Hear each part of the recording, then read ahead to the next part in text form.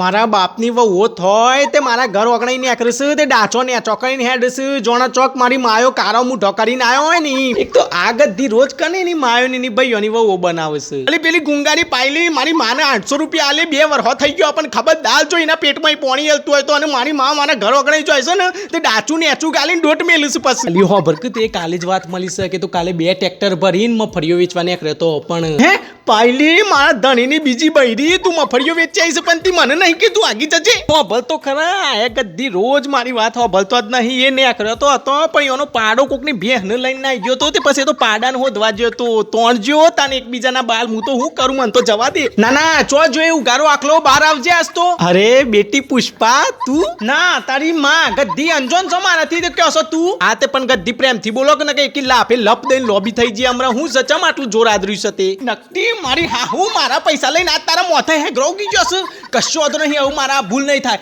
તું મારા 800 રૂપિયા લાય હેડ હાલ તો ઝેર ખાવું હોય તો એવું સીના લેવા પર એ વાસણ તને ચોય 800 આલવાની છું અરે ગદ્દી તારા જીબ્રામાં દાંતે રહું ગ ચો સુધી ખોટું બોલ્યો ના ના કાલ તો 2 ટ્રેક્ટર પર મફળીઓ વેચીને આવ્યો છો એ ચઈ મારી હોશ થી સઈની સાતીઓ કુટુંબ હું તે મારા ઘર ઉપર નજર રાખે છે રાત ને દન એ તારો હમ અમારી પેલી પિંકી તને નરી ઓખે જોઈ છે જત પિંકી લેટાડી તને મોહણીઓ બતાવું હેડ હેડ તું આજ તો એની ઠાઠરી બોધવાની છે તું હેડ આજ માં જોડી